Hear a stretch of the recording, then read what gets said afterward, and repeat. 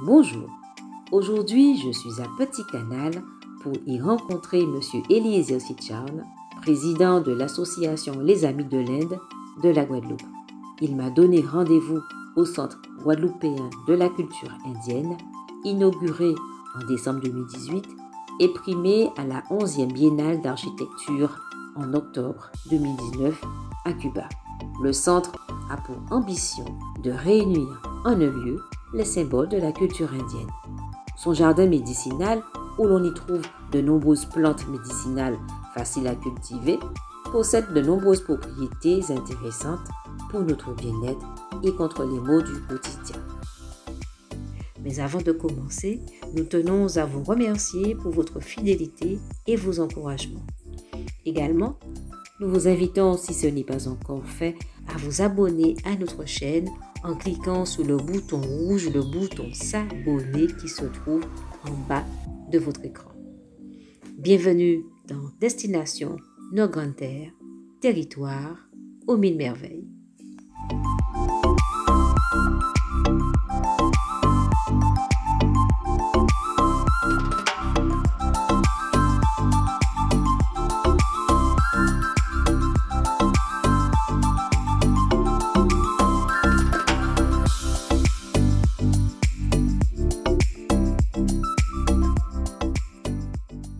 Bonjour, Monsieur Sitcharn. Bonjour, Madame Desbouchons. Merci de nous recevoir au sein du Centre guadeloupéen de la culture indienne. Alors, parlez-nous de ce centre. Comment est-il arrivé sur le territoire du Nord-Grande-Terre? Ce centre fait partie du patrimoine culturel européen. Vous savez, en Guadeloupe, il y a beaucoup de points qui marquent la présence indienne en Guadeloupe, mais beaucoup de points cultuels. C'est pour la religion. Il n'y avait pas encore un endroit où les gens pouvaient venir se former.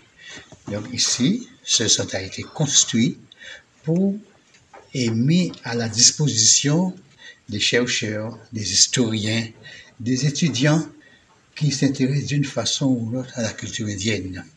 C'est le seul centre en Guadeloupe où les gens peuvent venir se former sur l'indianité. Pour une meilleure connaissance de la culture indienne en Guadeloupe, le centre propose des expositions, des ateliers culinaires, des spectacles, ainsi que des activités de tout genre, comme le yoga ou encore comment draper parfaitement un sari.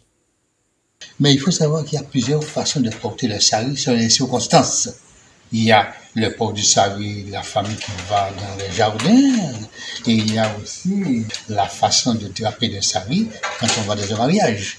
C'est un morceau de tissu et d'une longueur différente selon les occasions.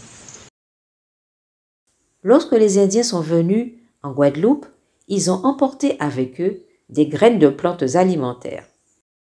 Sous la forme de plats traditionnels issus de leur terroir, ces plantes associées aux influences européennes, africaines, ont permis à la cuisine créole de se développer et de s'enrichir.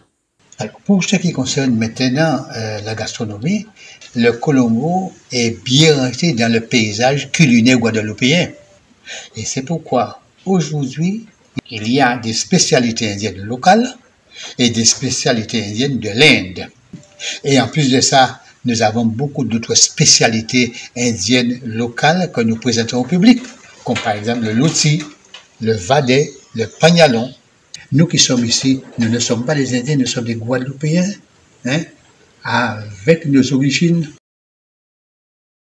En Inde, pour le transport de personnes ou de marchandises, on utilise le rickshaw. Alors nous avons aussi justement à la disposition du public ce vélo qu'on appelle vélo, mais en fait ça s'appelle un rickshaw. C'est un moyen de transport en Inde, parce que en Inde, depuis de très très longtemps, ils se sont rendus compte qu'il ne faut pas qu'il y ait beaucoup de gaz carbonique dans les villes. Tout ça se passe ici. Et si nous voulons venir au centre, Monsieur Sitcharn? Le centre ici est ouvert au public le mercredi et le samedi dans la matinée.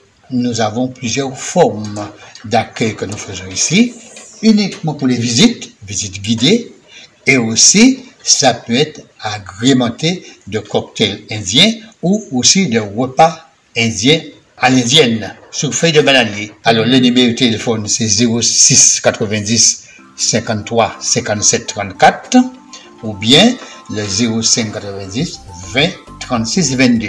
Il y a aussi le mail, c'est Amis de l'Inde, en minuscule, @orange.fr. Monsieur Sitchon, c'est en compagnie de l'emblème de l'Inde que nous allons nous quitter. Je vous souhaite du succès, de la joie, de la réussite au sein de ce centre. Eh bien, je vous remercie beaucoup. Et puis, nous sommes ici, justement, vous êtes l'emblème de l'Inde, c'est l'éléphant, c'est la pureté, c'est la sagesse, c'est la force, c'est la tolérance. Namasté. Namasté. Voilà, il est temps pour nous de nous quitter. Je vous invite à regarder les autres émissions. Pour en savoir plus sur le Centre guadeloupéen de la culture indienne, rapprochez-vous de l'association Les Amis de l'Inde de la Guadeloupe. N'oubliez pas d'aimer, de commenter, de partager. Abonnez-vous. À bientôt pour de nouvelles aventures.